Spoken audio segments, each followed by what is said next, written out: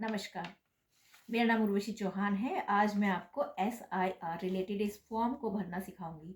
यदि आपने अभी तक फॉर्म नहीं भरा है तो ये वीडियो आप ही के लिए है। अच्छे से ये जानकारी सीख समझ लीजिए और उसके बाद अपना फॉर्म भरिएगा, क्योंकि ये फॉर्म आपके पास दोबारा नहीं आने वाला। और हाँ, इसकी लास्ट जो डेट है वो भी आगे नहीं बढ़ने वाली। तो अच्छे से ये वीडियो देखिए और किस तरह से भरना है मैं आपको बताती हूँ। स्टार्टिंग में आपके फॉर्म पे ये फोटो लगी हुई है बाय डिफॉल्ट, लेकिन आपको इसके साथ दिए हुए कॉलम में अपनी लेटेस्ट फोटो लगानी है। साथ ही आगे जाके ये कॉलम ऊपर वाला तो अवश्य ही भरना है। उसके बाद ये वाला कॉलम भरना है। इस कॉलम में अगर आपको फिर भी समझ में ना आए तो ये आप ब्लैंक छोड़ सकते हैं, लेकिन ये कॉलम आपको अवश्य ही अवश्य भरना है। नीचे साइन करने हैं, ये BLO के साइन होंगे और वो ये फॉर्म ले जाएगा। लेकिन हाँ, मैं फॉर्म भरने से पहले आपसे एक रिक्वेस्ट करूंगी कि अगर आपको ये दी हुई जानकारी अच्छी लगे तो कृपया इस वीडियो को लाइक करें, शेयर करें और सब्सक्राइब करें, और एक फ़ोटो अपने भरे हुए फॉर्म की अवश्य लें।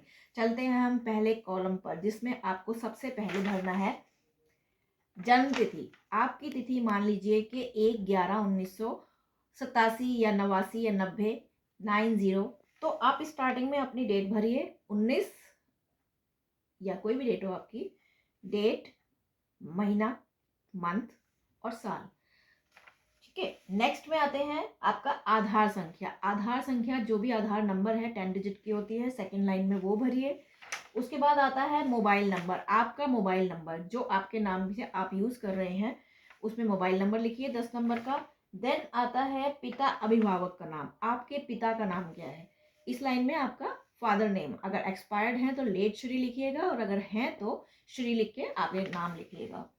देन आता है माता का नाम। आपकी मदर का नाम क्या है वो लिखिएगा, अगर नहीं है तो लेट मिसेस करके लिखिएगा। और माता का EPIC संख्या, आपकी मदर की वोटर ID होगा कार्ड, उसके ऊपर जो 10 डिजिट की नंबर है वो आपको यहाँ माता के EPIC नंबर में लिखना है। देन आता है पति या पत्नी का नाम। आपके हस्बैंड, आपकी वाइफ का नाम क्या है वो आप लिखिए। अगर वाइफ है तो मिसेस, मतलब आप अगर मेल हैं तो आपकी वाइफ का नाम लिखिए, अगर आप फीमेल हैं तो आपके हस्बैंड का नाम लिखिए। देन आता है पति या पत्नी का EPIC नंबर।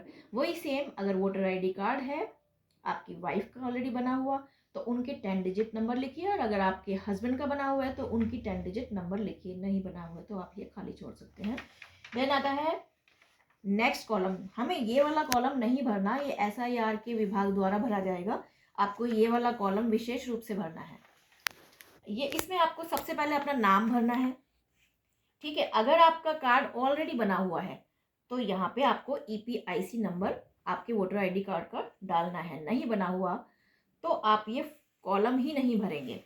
देन आता है संबंधी का नाम।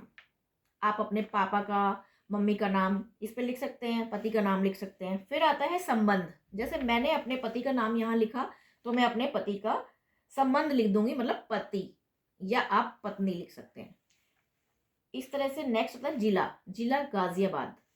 फिर आता है राज्य का नाम, स्टेट उत्तर प्रदेश।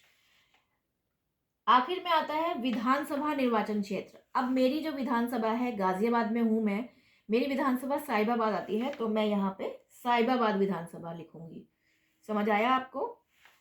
उसके बाद आपको यहाँ पे कोई कॉलम नहीं छेड़ना है, सिर्फ आपको यहाँ पे साइन करने हैं। ये SIR के जो BLO आएंगे आपसे कलेक्ट करने, वो आपको यहाँ पे साइन करके दिखाएंगे और एक फॉर्म ले जाएंगे। एक फॉर्म आपके पास होगा भरा हुआ। और हाँ, मैं तो ये कहूँगी कि आप इस फॉर्म फिल करने के बाद एक फ़ोटो ज़रूर रखें अपने पास। धन्यवाद। अच्छी इन्फॉर्मेशन लगे तो शेयर ज़रूर कीजिएगा। अगर कुछ पूछना चाहते हैं तो नीचे कमेंट सेक्शन में कमेंट कीजिएगा।